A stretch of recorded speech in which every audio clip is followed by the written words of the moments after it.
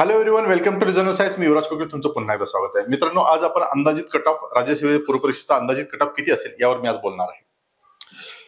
मित्रांनो, हा जो काही डाटा आहे हा अंदाजित डाटा मी मुलांकडून मेसेजच्या माध्यमातून घेतलेला आहे. मुलांनी बरेच सारे मार्क्स त्यांचे शेअर केलेले माझ्यासोबत. पोल घेतलेले होते, मेल आणि फिमेलचा वेगवेगळ्या पद्धतीचा पोल घेतलेला होता. त्याच्यावरून मला त्याचे काही मार्क्स आहेत ते मार्क्स कळाले आहेत की अंदाजित किती 2024 मधले जे पूर्व परीक्षा आहे त्याचा अंदाजित कट ऑफ किती लागू शकतो याचं आपण प्रेडिक्शन करू शकतो. हे एक स्टॅटिस्टिक आहे. या स्टॅटिस्टिकच्या माध्यमातून त्या गोष्टी कळत असतात.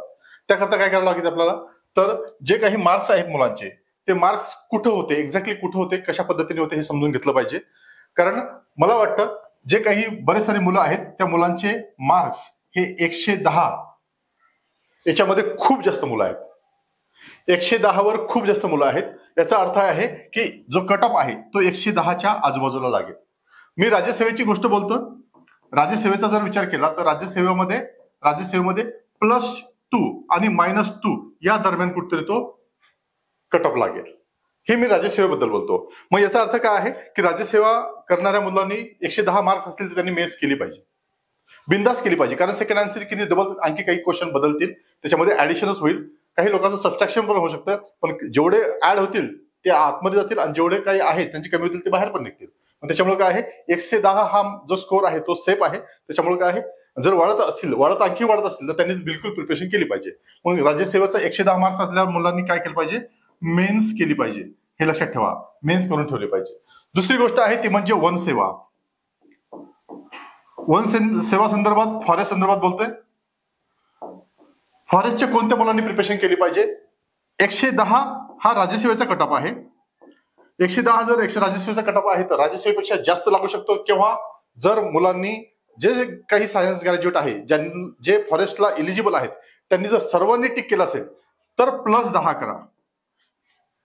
काय म्हणतो, +10 केले एवढा तो कट ऑफ लागू शकतो. म्हणजे काय आहे, 15 लागू शकतो, 16 लागू शकतो, 17 लागू शकतो, 18 लागू शकतो, 20 पण लागू शकतो, है ना.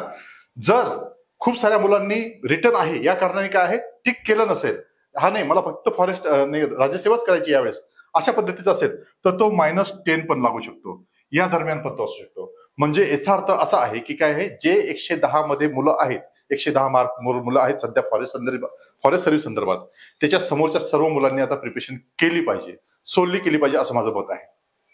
त्याच्यामुळे काय आहे, आता राईट डिसिजन घेतलं पाहिजे, आता राईट कॉल घेतला पाहिजे की मला आता प्रिपरेशन करायची का नाही. कारण आता जर प्रिपरेशन नाही केली तर आता याच्यानंतरचा जो काळ आहे, आता सेकंड आन्सर की याला खूप टाइम लागेल. त्याच्यानंतर तुम्हाला खूप कमी म्हणजे टाइम जो आहे तो सफिशियंट राहणार नाही. खूप कमी टाइम तुम्हाला मिळेल प्रिपरेशनसाठी, मेनच्या प्रिपरेशनसाठी. मग तुम्हाला काय करावं लागेल, आता राईट डिसिजन घ्यायचा आणि आता मेनची प्रिपरेशन सुरू करायची आहे. त्याच्यामुळे खूप महत्वाचं आहे की तुम्ही आता हा कॉल घेतला पाहिजे. ठीक आहे. त्याच्यामुळं 110च्या पहिले, 110च्या समोर जे असतील, 110 वर असतील तरी बी मेन्स करायला सुरुवात करायची. एवढं समजलं असेल. थँक्यू, धन्यवाद.